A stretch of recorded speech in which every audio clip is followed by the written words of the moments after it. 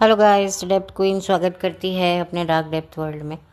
और आज मैं बात करने वाली हूँ एक ऐसी फ़िल्म के बारे में जो बहुत ज़्यादा रिलीज़ से पहले इस फिल्म की हाइप बनाई गई, क्रिएट की गई।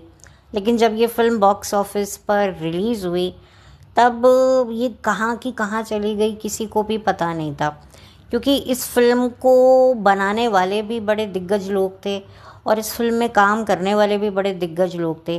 एक्चुअली ये फिल्म सन 2009 की एक तरीके से सीक्वल थी, आप कह सकते हैं, क्योंकि सन 2009 में जब ये फिल्म आई थी, इसका जो पहला पार्ट आया था वो बहुत बड़ा हिट गया था। और उसके गाने और साथ ही साथ में जिस तरह से कहानी को लिखा गया था और जिस तरीके से कहानी में जो सेंसिटिविटी और इमोशन और उस ज़माने की यूथ को ध्यान में रखकर इस फिल्म को उस फिल्म को बड़े ही बढ़िया तरीके से बनाया गया था। अफसोस सन 2020 में इसका सीक्वल आता है और इस फिल्म के बारे में बिल्कुल भी बात नहीं होती है। रिलीज़ से पहले बहुत बात होती है, लेकिन जब पिक्चर रिलीज़ होती है तो उसके बाद तो आप क्या कह सकते हैं। तो मुझे समझ में नहीं आया था, क्योंकि मैंने इस फिल्म का पहला पार्ट तो मैंने देख रखा था। चलिए मैं नाम बता देती हूँ। नाम है लव आजकल। जी हाँ, जो आया था सन 2009 में, और इसका दूसरा पार्ट आया था सन 2020 में। तो आप सोच सकते हैं इतने लंबे अंतराल के बाद इसका दूसरा पार्ट आया था।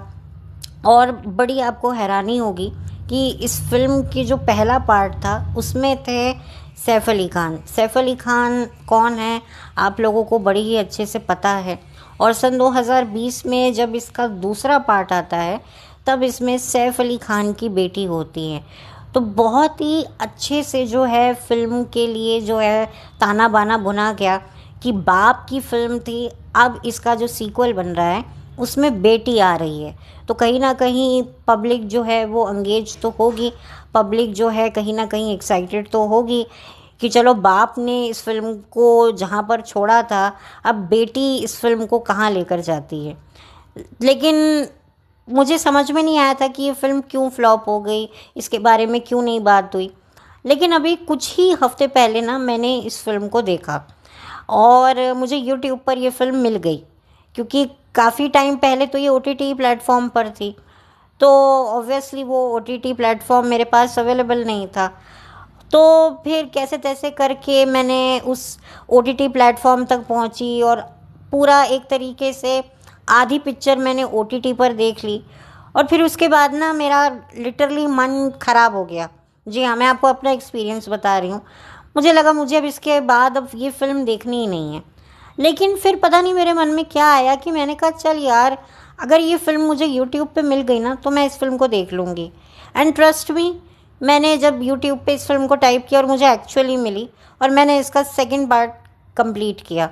और फिर मुझे लगा कि नहीं यार, इस फिल्म के बारे में तो बात करनी बनती है। और मैं यहाँ पर आज इस फिल्म के बारे में इसीलिए बात नहीं कर रही हूँ कि ये फिल्म अंडररेटेड है या इस फिल्म को बहुत गलत अंडरस्टैंड किया गया, मिसअंडरस्टैंड किया गया। ये फिल्म तो बहुत अच्छी है ना। मैं आज ये बात करूँगी कि ये फिल्म क्यों फ्लॉप हुई। मुझे कहीं ना कहीं समझ में आ गया कि ये फिल्म फ्लॉप क्यों हुई। हालांकि ये फिल्म बहुत बड़ी हिट हो सकती थी, इसमें कई एलिमेंट्स स्ट्रॉन्ग थे, क्योंकि जिस तरह की स्टार कास्ट थी, एकदम नई स्टार कास्ट थी। कार्तिक आर्यन, जो कि एक वक्त पे कार्तिक तिवारी हुआ करते थे, अब तो खैर वो कार्तिक आर्यन बन गए हैं। तो उनका क्रेज़ तो सर चढ़ के बोल ही रहा था और काफ़ी अच्छा उनका करियर जा ही रहा था। और जो इन सैफ अली खान की बिटिया रानी थी, गुड़िया रानी थी, यानी सारा अली खान जो थी, वो भी इंडस्ट्री में उनको तब ज़्यादा वक्त नहीं हुआ था। सन 2018 में सारा की पहली फिल्म आई थी केदारनाथ करके। और केदारनाथ के बाद फिर उनकी सिम्बा आई। फिर उसके बाद शायद ये तीसरी फिल्म थी जो लव आजकल 2 रिलीज़ हुई थी। और कॉफ़ी विद करण में सारा अपने फादर के साथ जब आई थी और करण जौहर के सामने बैठी थी तो उन्होंने इस बात का ऐलान किया था कि उनको कार्तिक आर्यन के साथ डेट करना है।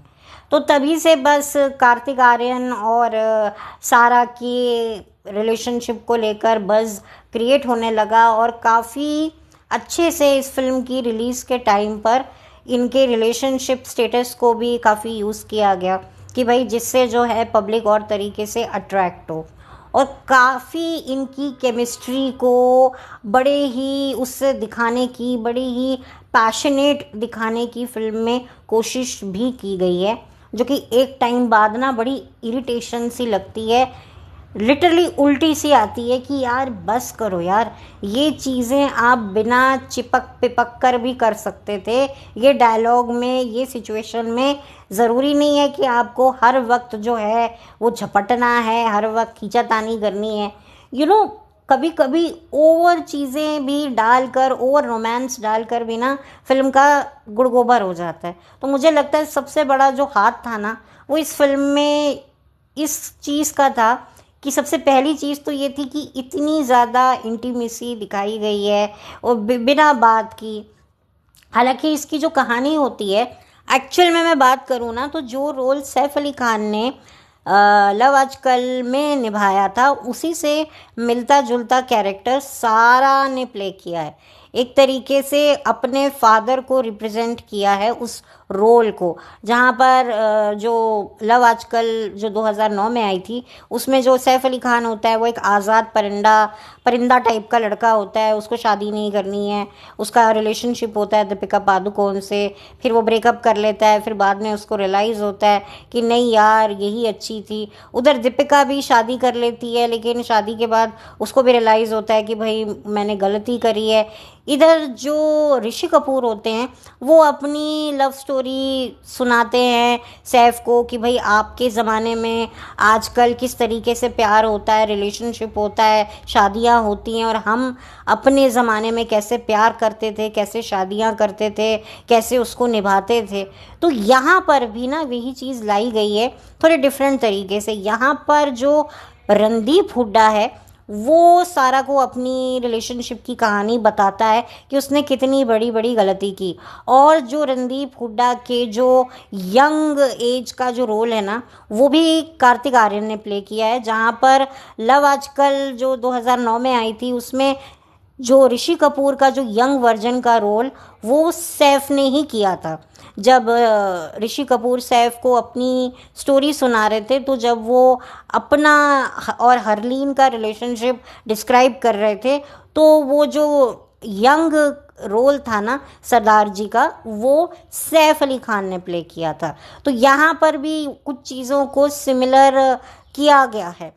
लेकिन मैं अगर आपको अपना ओपिनियन बताऊँ ना तो मुझे 2009 में आई हुई लव आजकल ज़्यादा सही पिक्चर लगती है, क्योंकि उसमें ना हर चीज़ को ठीक ढंग से दिखाया गया है। हालांकि उस ज़माने में भी उस फिल्म को लेकर काफ़ी बातें हुई थी, क्योंकि वो उस ज़माने के यूथ को लेकर बनाई गई थी 2009। और आप सोचिए 2020, तो 11 साल में कितनी दुनिया बदल गई है। तो अब तो रिलेशनशिप और भी ज़्यादा कॉम्प्लिकेटेड हो गए हैं और आने वाले 10 सालों में तो बहुत ही ज़्यादा बेड़ा गर्क होने वाला है रिलेशनशिप का।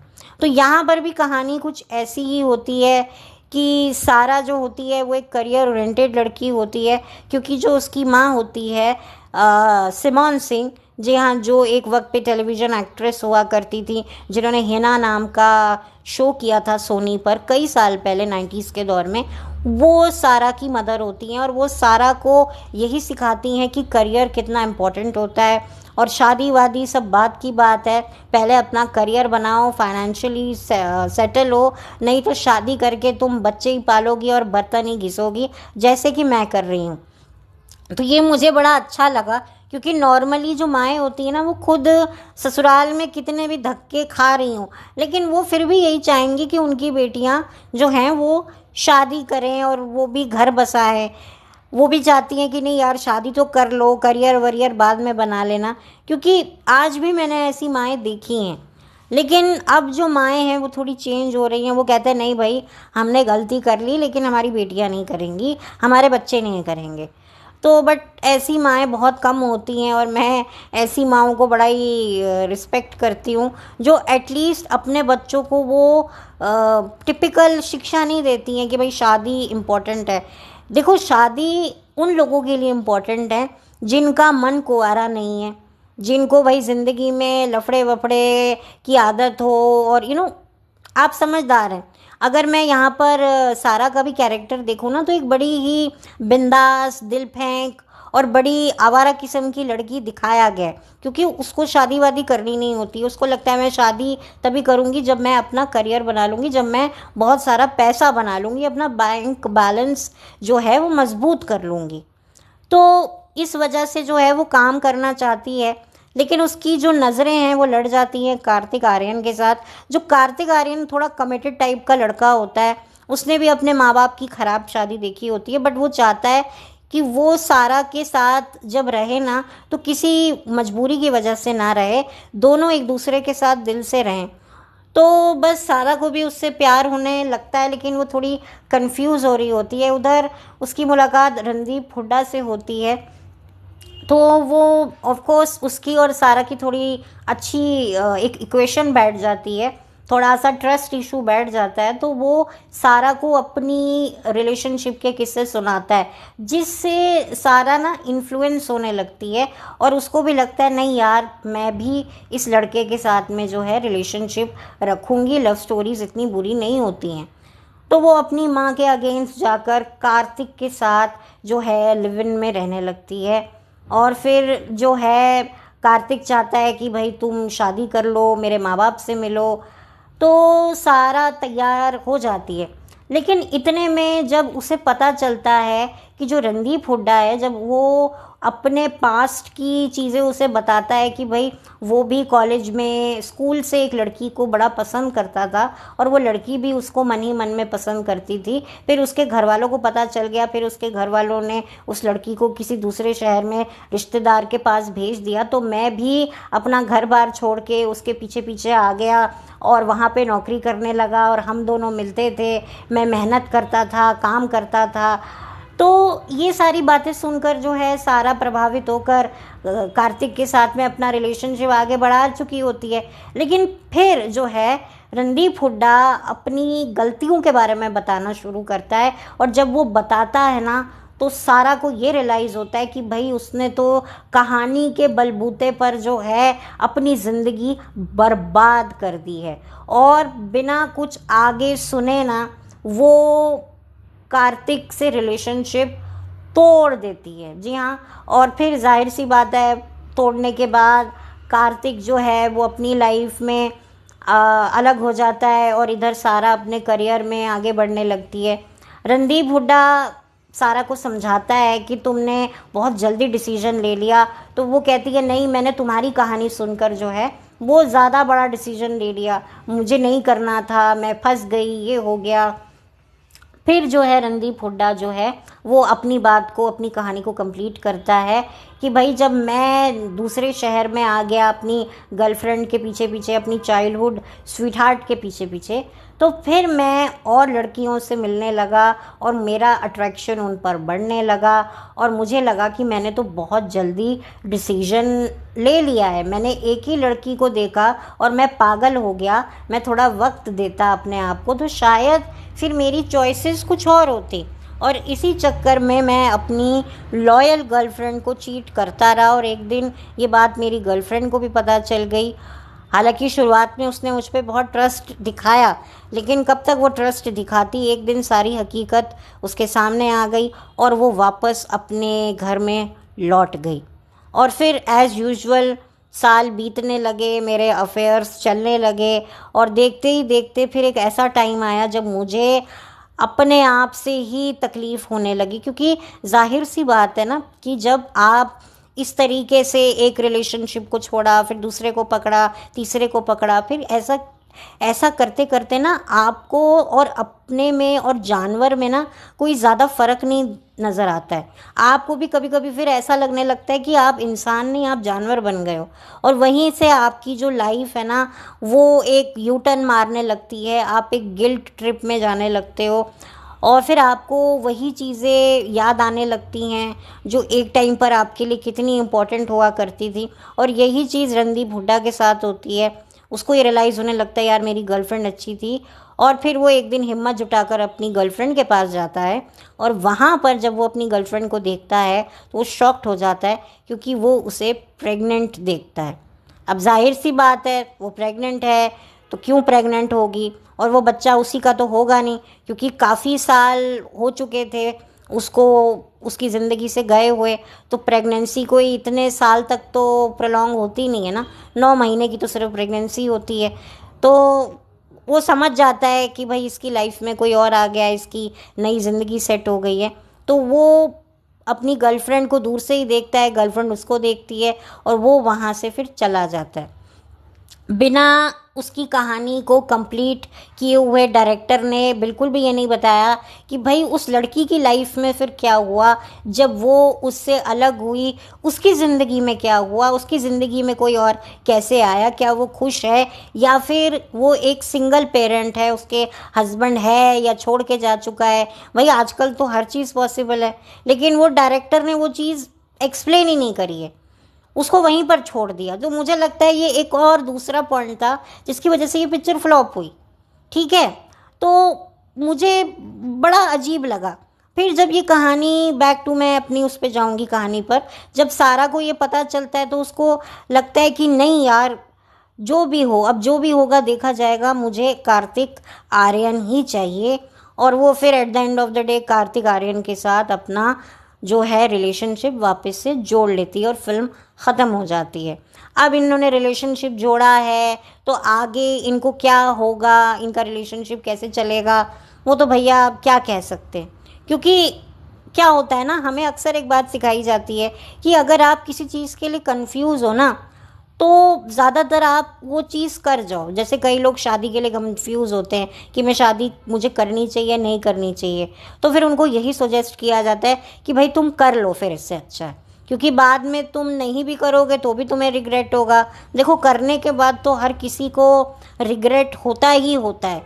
आप 10 साल किसी को डेट करके शादी करो, लिव इन में रहकर शादी करो, 15 दिन में रहकर शादी करो, शादी एक ऐसा पिंजरा है ना जो आपको कभी भी सुख नहीं दे सकता। नो मैटर व्हाट, आपको एक अच्छा लाइफ पार्टनर क्यों ना मिल जाए, लेकिन कहीं ना कहीं आपकी इंडिविजुअलिटी तो खो ही जाती है। तो खैर, अब ये इसकी एंडिंग हुई। अब जो मुझे एक सबसे बड़ा एक और कारण लगता है इस फिल्म के फ्लॉप होने का ना, वो लगता है सारा की एक्टिंग। सारा को एक्टिंग आती है, मैं ये नहीं कहती कि उसको एक्टिंग नहीं आती, लेकिन जो उसकी एक्टिंग है ना वो ओवर एक्टिंग में बदल जाती है, जो कि बड़ा ख़राब लगता है। जो चीज़ें उसको ठहराव से करनी चाहिए ना, वो वहाँ भी इतनी ओवर हो जाती है।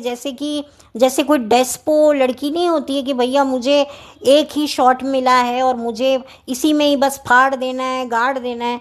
देखिए, ये ना हर जगह पर ये फॉर्मूला चलता नहीं है। हर चीज़ ना ताल में अच्छी लगती है। अगर गाना भी आप सुर से सुर के पक्के सुर को तैयार करके गाएंगे ना, तभी वो अच्छा लगेगा। और अगर आप डांस करोगे तो भी ता थई थई तत, अगर आप बीट्स पकड़ के करोगे ना तो आपके पैर भी सही से चलेंगे।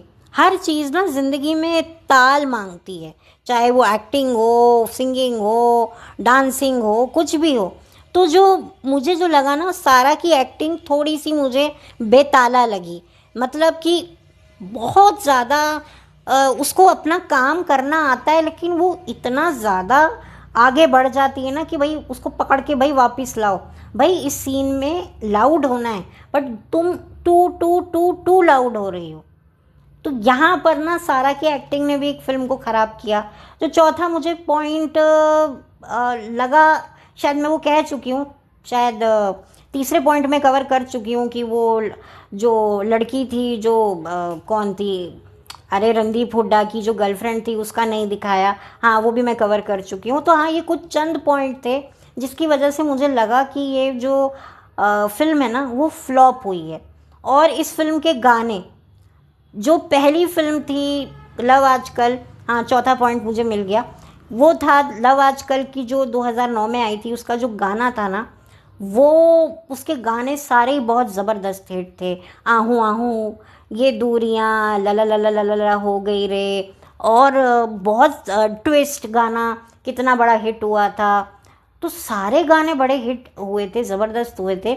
लेकिन इसका एक ही गाना जो था वो शायद थोड़ा चला था, जिसका टाइटल भी शायद करके था, जो अरिजीत ने गाया था ना, जो तुम ना हो तो रहेंगे हम नहीं टाइप का ये गाना था। यही थोड़ा पिक्चर में मुझे ठीक लगा।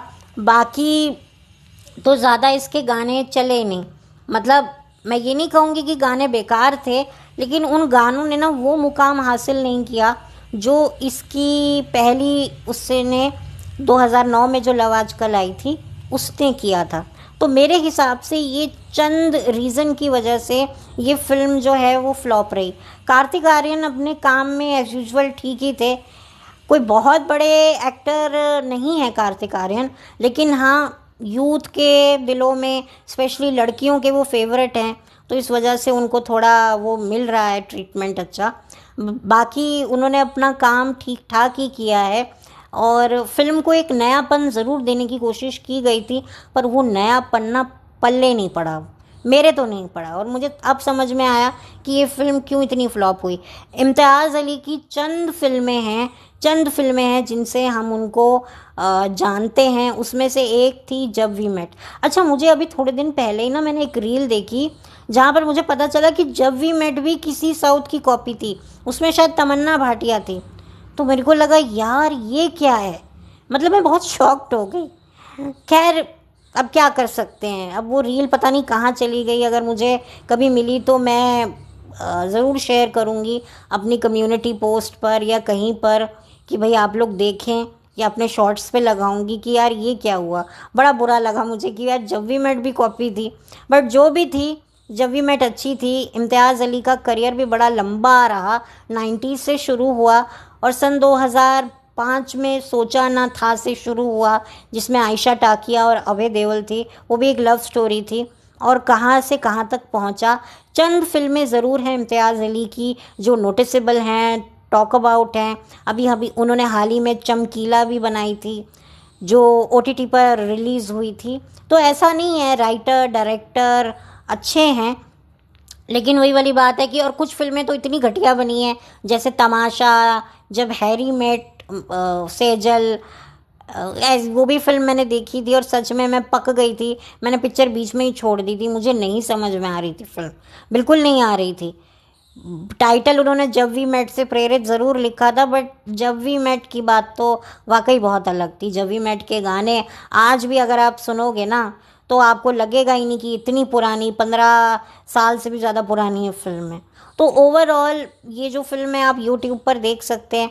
मुझे तो ये फिल्म नहीं अच्छी लगी, सच में ट्रस्ट मैं कर रही हूँ, मेरी बात पे यकीन कीजिए, मुझे ये अच्छी नहीं लगी है। आपका मुझे पता नहीं है, मैं ये नहीं कहूँगी कि आप इस फिल्म को देखिए, मैं इसका कोई लिंक भी डिस्क्रिप्शन बॉक्स में नहीं डाल रही हूँ, मैं सिर्फ डिस्कशन कर रही हूँ कि ये फिल्म क्यों फ्लॉप हुई है। इस फिल्म में ज़रूरत से ज़्यादा रोमांस को घुसेड़ा गया। कुछ चीज़ों को अगर ये सही तरीके से, मतलब मैं कहूँ अगर खुल के ना, तो ये पूरी की पूरी पिक्चर ही बेताला है। इसमें बहुत सारी चीज़ों को मिला जुला कर चीज़ें क्लियर ही नहीं करी गई, जितनी क्लियरिटी 2009 वाली लव आजकल में थी ना, उतनी क्लियरिटी नहीं थी, इसमें नहीं थी। और यही वजह है कि दर्शकों को ये फिल्म नहीं पसंद आई थी। हालांकि इस फिल्म की काफ़ी अच्छी गिमिक्स भी यूज़ करी गई, सारा को भी काफ़ी तरीके से यूज़ किया गया कि भाई बाप ने जो जगह छोड़ी है वो बेटी संभाल रही है। एक कहते हैं ना बेटी पढ़ाओ बेटी बचाओ वाला जो एक आंदोलन है, उसको एक नई उसमें करने की कोशिश की कि बॉलीवुड में एक कहानी है कि भाई लड़कियों को नहीं आने दिया जाता, अपने बेटों को तो हीरो बना देते हैं बट अपनी बेटियों को बॉलीवुड में नहीं आने देते। तो उसको चीज़ को भी यहाँ बहुत अच्छे से यूज़ किया गया।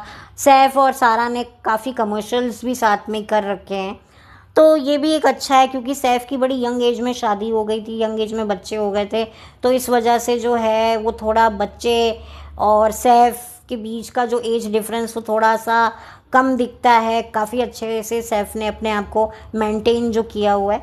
तो बहुत सारी चीज़ों को यूज़ किया, लेकिन जब पिक्चर ही अच्छी नहीं थी तो क्या करें। फिर तो उसके बाद लॉकडाउन लग गया, फिर तो जो हुआ सो हुआ, और सारा और कार्तिक का ब्रेकअप हो गया।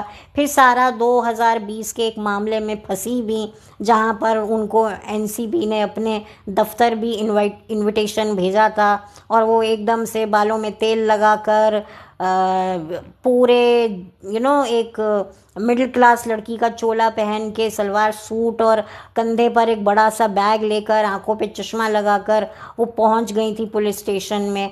तो भाई वो चीज़ भी मैंने देखी हुई है।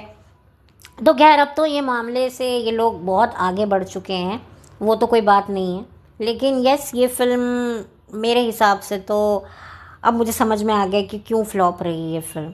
बहुत सारी चीज़ें थी जिनको क्लैरिटी दी ही नहीं गई। जब हीरो हीरोइन को आपस में रिलेशनशिप में क्लैरिटी नहीं दिखाई, तो फिर किरदारों को किस क्लैरिटी के हिसाब से दिखाया जाना था। मैं तो ये सोचती हूँ रणदीप हुड्डा के कैरेक्टर को भी और ज़्यादा मुझे लगता है एक्सप्लेन करना चाहिए था कि आज उसकी लाइफ क्या है, कैसे है। ठीक है, उसने अपनी सिर्फ लव स्टोरी बताई, लव स्टोरी की बेवकूफ़ियाँ ही बताई, लेकिन अब उसकी लाइफ में करंट क्या सिचुएशन है उसको भी ज़्यादा बताया नहीं गया है।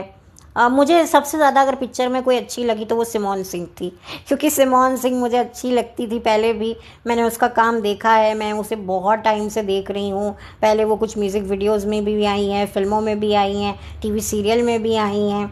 तो I really like her personality, और जो मुझे उनको जो किरदार दिया था ना वो मुझे सही लगा। हालांकि फिर बाद में वो भी अपनी बेटी की शादी किसी बड़े बिजनेस टाइकून से करवाने में लग जाती है, तो फिर जो सारा है वो पकड़ती है अपनी माँ को कि अब तू ही मुझे शादी के लिए कह रही है। पर फर्क सिर्फ इतना है कि वो लड़का अमीर है, तो हाँ भाई अब शादी से कोई दिक्कत नहीं हो रही है तुझे। तो वहाँ पर वो अपनी मदर को कॉल आउट करती है। लेकिन ओवरऑल मुझे सिमोन सिंह ज़्यादा अच्छी लगी, और बड़े अपने कैरेक्टर में वो थी, और मुझे अच्छा लगा। देखो, जो मुझे अच्छा लगा है पिक्चर में मैं वो भी आपके साथ शेयर करूँगी, जो नहीं अच्छा लगा है ना मैं वो भी शेयर करूँगी। तो मुझे सिमोन सिंह सबसे बेहतर लगी हैं, ट्रस्ट मी। तो बाकी इसमें सारा की एक बहन भी होती है जिसकी कोई स्टोरी नहीं दिखाई गई है। अच्छा, जो लड़की कार्तिक आर्यन की जो गर्लफ्रेंड होती है वो भी तमाशा फिल्म में थी एक छोटे से सीन के लिए। पता नहीं, मुझे तो तमाशा फिल्म याद भी नहीं है, और ना मुझे वो फिल्म कभी समझ में भी आई थी। और बस ठीक है, वो भी लड़की अपने रोल में ठीक ही थी, जिस तरह से उसको रोल दिया गया था उसने वो किया। मुझे उसका भी नाम नहीं याद आ रहा है। खैर, अब तो मैं और कुछ मेरे लिए बोलने को है नहीं, तो चलती हूँ, लौट कर मिलती हूँ। Have a blessed day, bye, thank you so much.